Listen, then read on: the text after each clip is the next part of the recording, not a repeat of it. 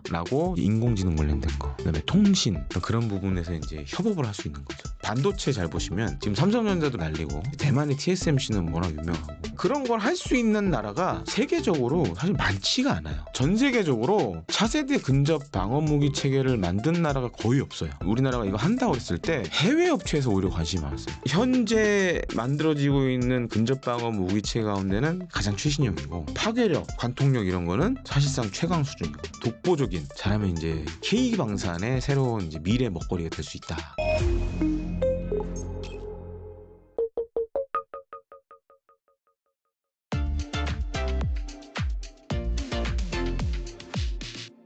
지금 이 팔마러키 안드릴 창립자가 우리나라를 방문해서 뭐 지사도 만들고 했는데 우리나라 오기 전에 먼저 갔던 나라가 있어요.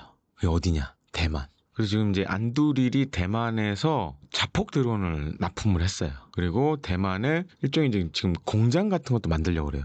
그래서 대만은 아시다시피 이제 뭐 2027년 중국의 대만 침공설이 계속 나오고 있잖아요. 그래서 대만이 지금 대만군이 갖고 있는 생각이 뭐냐면 10만 드론을 양성하겠다. 그러니까 우리 옛날 율곡 이 선생님이 10만 양동설처럼 10만 드론을 갖겠다. 그래서 그 중에 하나가 뭐였냐면 이 안드레사에서 만든 자폭 드론을 지금 생산하려고 그래요. 대만 국방부도 방문했고 그다음에 이제 대만 국방부 장관이랑 뭐 회담도 하고 그랬어요. 그럼 우리나라에 이 사람이 그럼 대만 거치고 우리나라에 왜 왔을까? 미국 방산업체들의 입장에서 한번 볼 필요가 있어요. 아시아에서 대표적인 큰 시장을 갖고 있는 나라들이 몇 개가 있어요. 특히 방위산업 관련돼서 이제 일본, 한국, 대만, 뭐 싱가폴 뭐 이런 순으로 좀 나뉘어져요. 인도도 있긴 해요. 근데 인도는 좀 멀고 그죠? 인도 뭐 이런 나라도 있어요. 그래서 이제 이번에 온 거는 아무래도 이제 한국이 아시아 지역에서 차지하는 이제 마켓 비중이 크다 보니까 여기서도 뭔가 우리가 비즈니스를 해야 될 것 같다라고 생각을 해서 온 것 같아요. 참고로 좀 안도릴에 대해 말씀드리자면 요즘 굉장히 핫한 국방 스타트업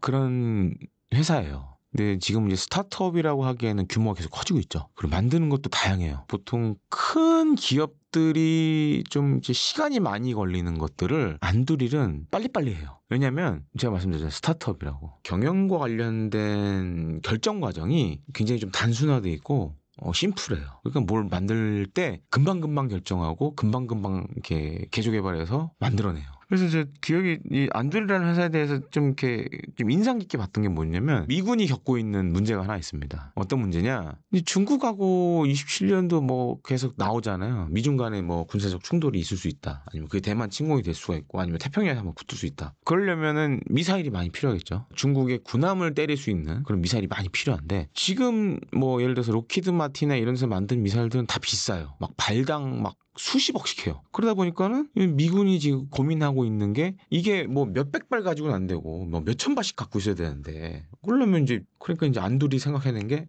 그럼 우리가 완전히 이제 로봇화된 공장에서 그런 미사일을 대량으로 만들게. 그래서 실제로 이제 미국에도 그런 미군에서 지금 사업을 하고 있어요. 그래서 이제 안드릴도 거기에 들어가 있는데 그런 아이디어를 막 내고 그다음에 자기네 유튜브에 그런 막 애니메이션을 보여줘요. 굉장히 놀랍다. 기존에 제가 알고 있는 미국의 방위산업이나 우리나라의 방위산업과는 좀 다르다 얘네들은. 그리고 안두릴이 커진 배경도 있어요. 어떤 배경이냐면 지금 이제 미군이 고민하는 게 그거예요. 미 국방부가 고민하는 게 뭐냐면 예를 들어서 냉전 전만 하더라도 미국의 방위산업체가 한 열 몇 개 됐어요.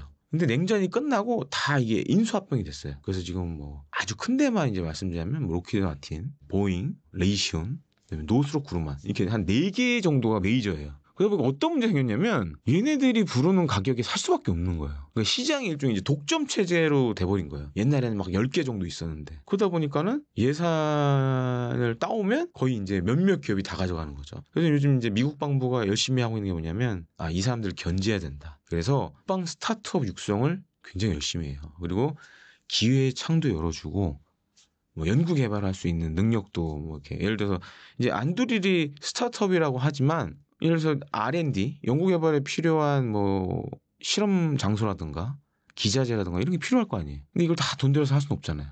그러니까 정부에서 하는 연구소를 뭐 빌려서 사용하게끔 해준다든지 아니면 실험장을 이용하게끔 해준다든지 이런 것들을 많이 하고 있고 각군에서도 이런 스타트업들과 손잡고 빨리빨리 뭔가 새로운 걸 만들어내야 된다. 진짜 중국하고 싸우려면. 그래서 그런 게 되게 강해요. 그래서 이제 회사가 많이 컸죠. 지금은 이제 뭐 미국, 영국, 호주 뭐 이런 여러 국방부들하고 협력을 넓히고 있고 설립 8년 만에 임직원이 한 6천여 명. 그다음에 이제 기업 가치가 한 300억 달러. 하나로 계산해보니까 한 약 40조 원 되더라고요. 그러니까 그 정도로 급성장했어요, 회사가. 보니까 이제 이번에 이제 안드릴 코리아를 만들었는데 여기에 이제 지사장이 전에 이제 보잉 코리아에서 근무했던, 저도 이름은 많이 들어본 분이에요. 존킴 대표라는 분이 이제 됐고, 그러니까 이걸 봤을 때는 안드릴이 한국군 사업에도 이제 관심이 있구나라고 좀 생각이 되는 부분이죠. 첫 번째로는 일단 우리 군 사업에 관심이 많은 것 같아요. 지금 우리 군 같은 경우에는 앞으로 향후에 이제 무인 체계를 많이 이제 도입할 예정이고, 근데 이제 문제가 뭐 소프트웨어 같은 부분에 있어서는 사실은 이제 안드릴이 좀 세계적인 기업이기 때문에 특히 이제 중요시되는 게 이제 인공지능 관련된 거, 그다음에 통신 뭐 이런 거는 안드릴이 좀 강점이 있어요. 그런 부분에서 이제 협업을 할 수 있는 거죠. 그리고 두 번째로는 그런 것도 한번 생각해 볼 수 있어요. 우리 반도체 잘 보시면 지금 삼성전자도 날리고, 그다음에 이제 대만의 TSMC는 워낙 유명하고. 근데 예를 들어 미사일이라던가 로봇도 그렇게 할 수 있겠죠. 근데 이제 그런 걸 할 수 있는 나라가 세계적으로 사실 많지가 않아요. 근데 우리는, 대한민국은 제조업에 강점을 갖고 있잖아요. 반면에 이제 미국 안드릴사는 뭐 인공지능이라든지 소프트웨어, 통신 쪽에 강점 갖고 있고, 그렇게 결합이 되면 오히려 이런 것도 생각해 보셨죠. 우리나라에서 안드릴과 우리 국내 방산업체가 협력을 해서 뭔가를 만들어서 다른 나라에 팔 수도 있겠죠. 근데 만약에 이제 미국에서 팔면 몇 가지 문제가 있겠죠.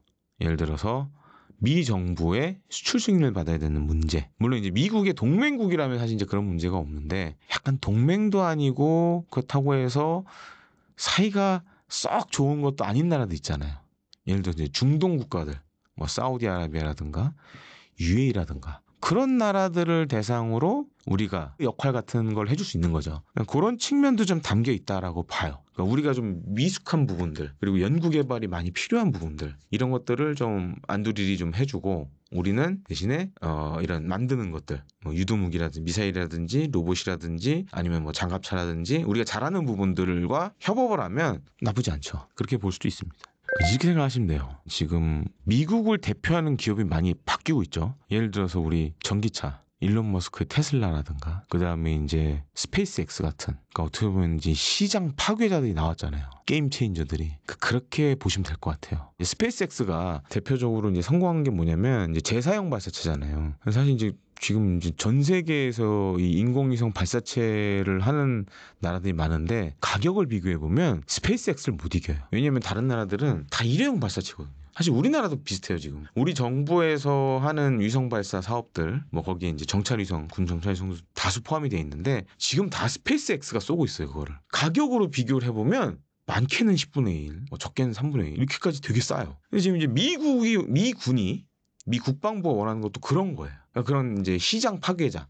전통적인 업체들은 비용을 너무 많이 높게 부르니 이거를 새로운 기술로 깰 수 있는 회사들이 필요하다. 그래서 이제 대표적인 게 안드릴이고, 그래서 다수의 그런 이제 국방 스타트업들이 요즘 미국에서 잘 나오고 있어요. 근데 대부분 지금 이제 비상장된 기업들도 있고, 근데 또 미국은 재밌는 게 비상장된 회사들도 되게 투자를 다 할 수가 있더라고요. 제가 그쪽은 이제 자세히는 모르겠지만 그런 식으로 지금 굉장히 미 국방부 차원에서 육성을 많이 하고 있어요. 그러니까 우리나라하고 미군은 이 무기체계 개발 이 단계가 좀 틀려요. 미군은 각 군이 연구 개발을 합니다. 근데 우리는 잘 보시면 각 군이 하지는 않고 국방과학연구소가 그걸 다 모아서 해요. 근데 미국은 각 군마다 연구소들이 다 있어요. 그래서 그런 데랑 이런 스타트업들이 협업을 해요. 그리고 이제 제일 중요한 게 어떤 물건을 만들었을 때 테스트를 해봐야 되잖아요. 근데 미국은 잘 보시면 땅덩어리에 넓잖아요. 테스트할 수 있는 장소도 많아요. 그리고 각종 첨단 기자재를 다 갖고 있고, 그리고 기후도 뭐 가장 추운 데도 있고 가장 더운 데도 있고 사막도 있고, 뭐 정말 알라스카 같은 데는 눈 많이 오고, 미 내륙에도 할 때 눈 많이 온 데가 있죠.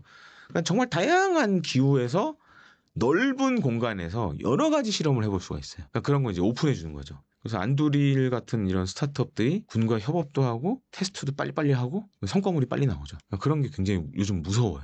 근데 사실은 우리나라도 이런 그 스타트업들, 특히 방위산업 스타트업들이 많이 나와야 돼요.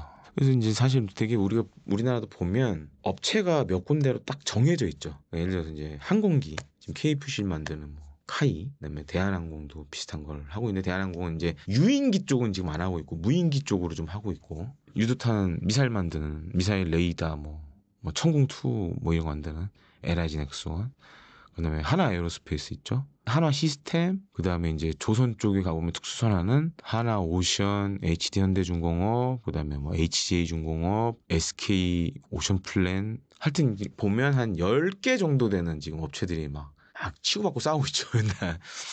근데 이제 스타트업들이 왜 그럼 이렇게 들어와야 되느냐?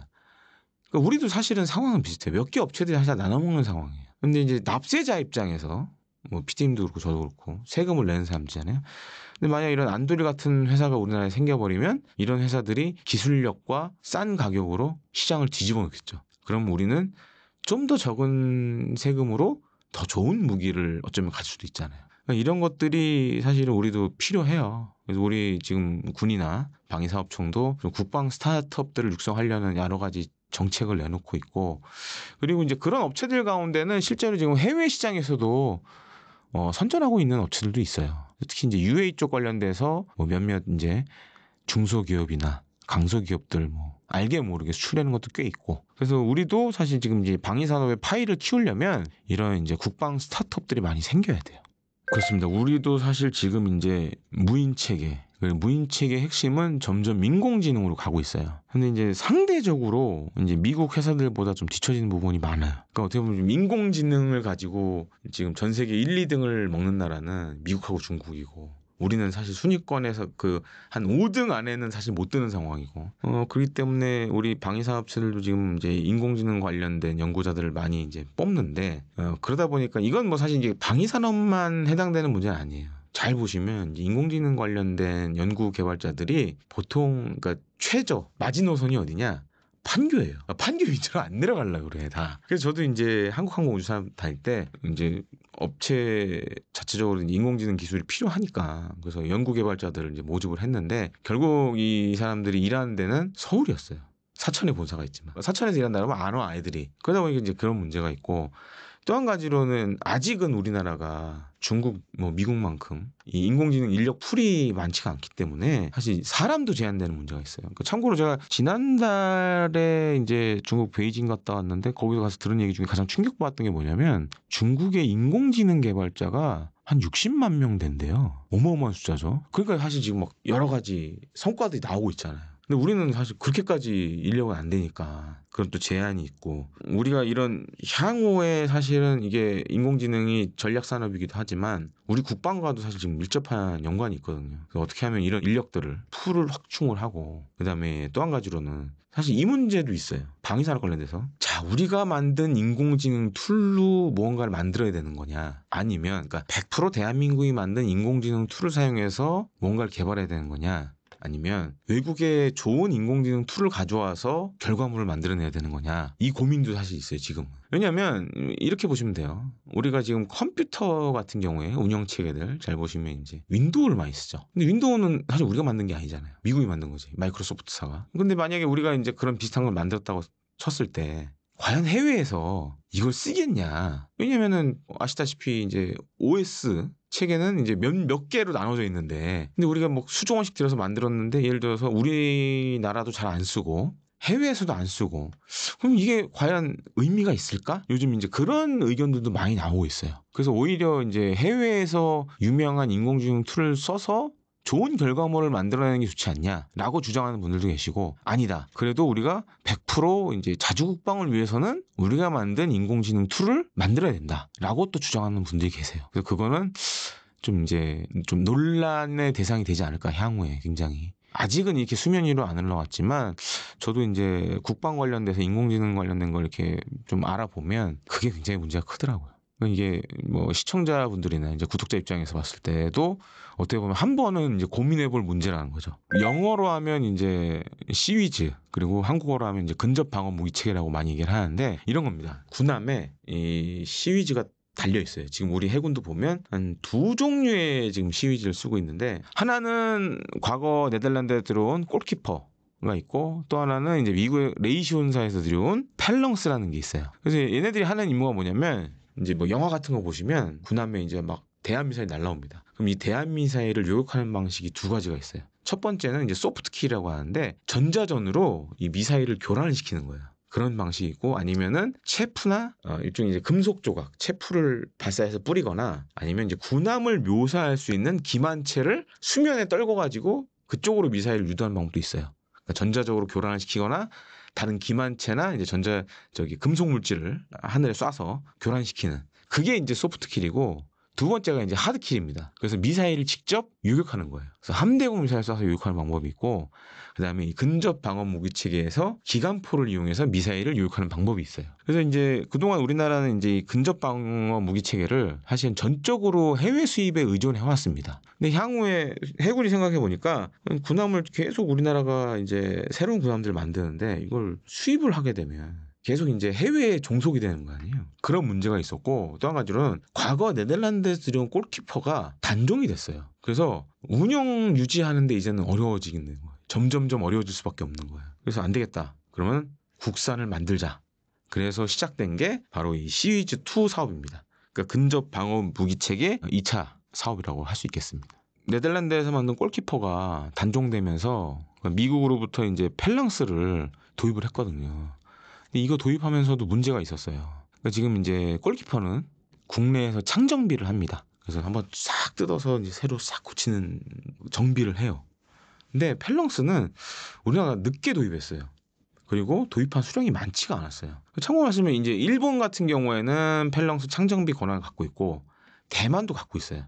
근데 우리나라는 이제 늦게 도입하고 뭐 그런 문제가 있어. 양도 얼마 안 되고 그런 문제가 있어서 이걸 이제 고장 나면 만약에 창정비 하려면 미국으로 보내야 되는 일이 생기는 거예요. 그러니까 안 되겠다. 그래서 그럼 골키퍼도 이제 오래됐으니까 거의 쓴 지 이제 30년 40년 다 돼 가니까 이것도 대체하면서 결국 그러다 보면 이제 나중에 펠렁스도 대체를 해야 되거든요. 또 한 가지로는 펠렁스는 20mm 벌컴포를 써요. 근데 골키퍼는 30mm 캐틀링건을 써요. 이게 약간 10mm 차이가 나죠. 10mm 차이가 굉장히 커요. 그러니까 파괴력이나 관통력에 주는 영향이 되게 커요. 근데 우리 해군이 30mm 이 지금 골키퍼에 들어가는 탄을 많이 만들어 놨어요. 근데 만약에 이제 펠렁스를 쓰게 되면 이게 탄을 못 쓰는 거예요. 골키퍼가 퇴역하게 되면. 그래서 이제 이 근접 방어 무기 체계 2차를 하면서 이제 결정한 게 뭐냐면 30mm 기관포 캐틀링건을 쓰겠다. 이렇게 이제 결정을 했죠. 네. 첫 번째로는 지금 이제 전 세계적으로 차세대 근접 방어 무기 체계를 만든 나라가 거의 없어요. 그래서 사실은 이제 우리 해군이 쓰던 골키퍼는 네덜란드가 만들었고, 그다음에 이제 펠랑스는 미국이 만들었고, 미국 레이시온사가 했고, 이제 골키퍼는 지금은 이제 이름이 바뀌었는데 과거 이제 시그널, 탈레스, 지금은 탈레스 네덜란드라고 많이 부르는데 옛날에 개발했던 회사들이 지금은 안 만들어요 이걸. 왜냐면 그 사람들이 봤을 때는 시장성이 없다고 생각했던 거예요. 근데 지금 잘 보시면 세계 각국마다 이 해군력 증강에 지금 사활을 걸고 있어요. 근데 이제 근접 방어 무기 체계를 그렇다고 뺄 수는 없거든요. 근데 그렇게 따져보면 오히려 우리나라가 만들고 있는 시위즈2는 30mm 캐틀링건을 사용하니까 이게 이 30mm 캐틀링건이 이 전차 잡는 비행기로 알려진 A-10에 들어간 그 30mm 기관포입니다. 그러니까 이게 화력이 어마어마해요. 그래서 이런 거를 지금 이제 원하는 나라들이 워낙 많기 때문에 어떻게 보면 이제 네덜란드나 미국이나 사실은 한 10년 전부터 했었어야 되는데 안 한 거예요. 지금은 어떻게 보면 이게 독보적인 우리나라 지금 개발 중인 이 근접 방어 무기 체계 2가 잘하면 이제 K 방산의 새로운 이제 미래 먹거리가 될 수 있다. 그리고 독보적인 아이템이다 이거는. 예, 그렇게 좀 말씀을 드리고 싶습니다. 그래서 이 우리나라가 이거 한다고 그랬을 때 해외 업체에서 오히려 관심이 많았어요. 비슷한 걸 만드는 혹은 이제 안 만드는데 이거 가져가서 팔면 얘기가 될 것 같은데라고 생각하는 해외 업체들이 되게 많았어요. 저도 이제 옛날 단독으로 쓰고 했는데 일단은 이제 현재 만들어지고 있는 근접 방어 무기체 가운데는 가장 최신형이고 또 한 가지로는 이 파괴력, 관통력 이런 거는 사실상 최강 수준이고 그런 점에서는 굉장히 강점이죠. 근접 방어 무기 체계 2차 같은 경우에는 지금 LIG 넥스원이 개발과 양산을 담당하고 있습니다. 잘 보시면 좀 모습이 독특하게 생겼어요. 무슨 로봇처럼 생겼어요. 그래서 이제 보통 이런 근접 방어 무기 체계, 특히 이제 미국이 만든 펠렁스 같은 경우에는 별칭이 있습니다. 스타워즈 영화 스타워즈 보시면 이제 약간 이제 무슨 동그랗게 생긴 로봇이 나오잖아요. R2D2. 그래서 별칭이 R2D2예요. 그거랑 비슷하게 생겼다고. 근데 우리 이 근접방어 무기 체계 2도 보면 약간 무슨 로봇처럼 생겼어요. 그리고 잘 보시면 레이더가 한 5개가 달려 있습니다. 그래서 사면에 A사 레이더가 들어가고 이제 목표 추적하는 레이더가 위에 달려 있고. 그래서 지금 이제 나온 전 세계 지금 근접방어 무기 체계 가운데 이렇게 A사 레이더를 많이 적용한 건 우리나라가 만든 곧 양산에 들어가게 될 근접방어 무기 체계 2가 제가 알고 있기로 사실상 유일해요. A사 레이더를 달면 장점이 뭐냐? 기계식 레이더들은 레이더가 이렇게 돌아가잖아요. 그러면 이제 빠른 예를 들어서 뭐 초음속 미사일이나 속도가 빠른 뭐 극초음속 미사일 요격할 때 좀 뚝뚝 끊기겠죠. 이게 이제 표적 정보가 쭉 들어오는 게 아니라 뚝뚝뚝 끊기면서 들어온단 말이에요. 그러면 이제 유혹하는데 힘들겠죠. 근데 A사 레이더는 마치 이제 이지스 구축함에 달린 이지스 레이더 마냥 움직이는 걸 쫙 보여주니까 한 번에 쫙 흐름을 궤적을 쫙 보여주니까 그런 측면에서 굉장히 유리하죠. 그래서 이제 그런 것들이 이제 강점으로 꼽히고 있습니다. 시리즈 2, 이 근접방어 무기 체계 2 같은 경우에는 좀 특별한 탄약을 사용합니다. 그러니까 거기 들어가는 기관포탄이 좀 특수해요. 왜 특수하냐? 전방 산개탄 혹은 전방 확산탄이라는 걸 쓰는데 예를 들어서 목표물 최대한 가까운 데 가서 기관포탄 안에 텅스텐 탄심이 들어있어요. 여러 개의 텅스텐 탄심이 들어있습니다. 그래서 그 나가기 전에 입력을 해줘요. 최대한 가까운 곳에 가서 빵 터지면서 텅스텐 탄자가 확 펼쳐져요. 그러면서 적의 대한미사일이나 이런 것들을 격추시킬 수가 있거든요. 사실 이런 포탄을 지금 적용한 근접 방어 무기 체계는 제가 아는 한도 내에서는 지금 우리나라가 만들고 있는 근접 방어 무기 체계 2가 사실상 유일하다. 그리고 또 한 가지가 예를 들어 이런 것도 생각해 볼 수 있죠. 지금 이제 군집 드론이 되게 이슈가 되고 있잖아요. 여러 대의 드론이 한꺼번에 몰려온다. 그러면 이제 기존의 대공포들 같은 경우에는 물론 이제 근처에 가서 빵 터지면서 파편으로 이렇게 요격을 할 수 있지만 이 전방 확산탄 혹은 전방 상계탄을 사용하는 뭐 우리가 지금 만들고 있는 근접방어 무기 체계 2 같은 경우에는 군집 드론을 뽀개는데 아주 최적화되어 있죠. 왜냐하면 이 텅스텐 탄심이 확 퍼지면서 이제 발사 속도도 어마어마하기 때문에 쫙 이제 펼쳐지면서 쫙 싹 다 이제 군집드론 없애버릴 수 있거든요. 그래서 그런 기능들을 봤을 때는 일단 이제 유럽이 만든 근접 방어 무기 체계들보다는 훨씬 더 성능 면에서 앞선다라고 말씀을 드리고 싶습니다. 초음속이나 극초음속 그런 미사일들도 특히 이제 대한 미사일들 요격도 오히려 유리하다. 왜냐하면 이제 전방 확산탄을 쓰면 어찌됐든 간에 이게 피할 수 있는 요즘 미사일, 대한 미사일들 같은 경우에는 이런 하드킬, 이런 요격 체계를 회피하기 위해서 막 급격하게 기동을 합니다. 근데 이제 전방 확산탄을 막 쏘기 시작하면 아무리 자기가 기동을 한다 그래도 탄심에 걸리게 돼 있거든요. 그런 것 때문에 요격 확률이 더 높아지는 거죠. 근데 이제 지금 우리나라 같은 경우에는 요 지금 근접 방어 무기 체계 2를 단순히 군함에만 장착하려는 게 아니에요. 지금 지상에서도 쓰려고 그러거든요. 지상에 뭐 이렇게 서울 시내 잘 보시면 고층에 보면 이렇게 대공포들이 있습니다. 벌컨포도 있고 미스트랄도 있고 뭐 신궁도 있고 막 이래요. 지금 잘 보시면 우리 군이 이제 병력이 점점 줄어들잖아요. 그러니까 군 병력이 줄어들면 이제 자동화된 체계로 많이 가야 돼요. 근데 이런 이 근접 방어 무기 체계 같은 경우에는 보통 이제 군함에서 저는 직접 봤는데 이렇게 콘솔 하나만 있으면 돼요. 그러니까 컴퓨터 같은 게 하나만 있으면 온 시키면 그때부터 자기가 자동으로 알아서 사람이 많이 필요 없어요. 물론 이제 정비할 땐 사람이 필요하지만 운용하는 데는 사람이 많이 필요 없어요. 이걸 이제 지상에서도 쓰려고 지금 하고 있기 때문에 해외 여러 나라에 관심이 많죠. 앞서 이제 설명드렸다시피 군집 드론 이런 거 지상에서 날라오면 전방 분산탄, 상계탄을 쏠 수 있는 시리즈 2가 지상에 있으면 아주 그냥 안성맞춤이겠죠. 드르륵 쏘면 이제 막 수십 개의 드론이 막 요격할 수 있으니까. 그래서 이제 사실은 뭐 그 전부터 해외에서 관심이 많았어요. 지금도 해외에서 관심이 많고 군함뿐만 아니라 지상에 쓰면 훨씬 더 활용도 높아지거든요. 그리고 우리 이제 보면 이제 북한이 장사정포 많이 가지고 있잖아요. 그래서 보통 이제 미국도 펠랑스를 지난 이제 이라크전 때 이라크에서 이제 안정화 작전했을 때 이걸 지상에서 썼었어요. 그래서 반군들이 쏘는 박격포탄이라든지 로켓포탄을 유혹하는데 이 근접 방어 무기를 썼습니다. 그러니까 우리도 예를 들어서 북한이 장사정포 쐈다. 물론 이제 우리가 한국형 아이언돔도 만들고 있지만 이런 게 있다 그러면 이런 걸로 요격할 수 있는 거죠. 그러니까 이제 굉장히 활용도가 높은 무기체계예요. 그러니까 해외에서 관심이 많죠. 그러니까 군함에 달아 써도 되고 지상에 달아 써도 되고 군집 드론도 대규모 요격이 가능하고 그다음에 대한 미사일도 맞출 수 있고 장사정포도 요격이 가능하고. 그러니까 제가 지금 손에 꼽은 게 한 5가지인데 5가지 정도는 할 수 있으니까. 사실 뭐 저도 이제 알았죠. UA라든가 이런 데서 관심이 있다라는 걸. 근데 아마 그거 이상으로 사실 이제 관심이 정말 많아요. 그리고 더 중요한 건 해외 큰 방산 업체들도 이 관심이 많아요. 그러니까 이거를 이제 가져가서 자기네 나라에 맞게 개조를 할 수 있는 방법도 있고 또 한 가지로는 지금은 이제 30mm 캐틀린 건 쓸 모델이 나오려고 하지만 이것도 생각해 보시면 돼요. 레이저. 그러니까 레이저를 달면 자기가 스스로 알아서 이제 요격을 할 수 있는 거죠. 딱 온만 시켜놓으면 그리고 레이저는 오히려 기관포탄보다도 싸요. 한 발 쏘는데 가격이 그냥 몇천 원이면 되니까. 전기료만 들어가면 되니까. 그러니까 여기에 만약에 30mm 기관포탄을 빼고 레이저를 달면 이것도 이제 게임 체인저가 되는 거죠. 지금 우리나라도 지금 레이저 개발을 열심히 하고 있기 때문에 이제 고출력 레이저를 이런 것들을 만약에 여기 접목을 시킨다. 그러면 정말 무서운 무기가 되죠.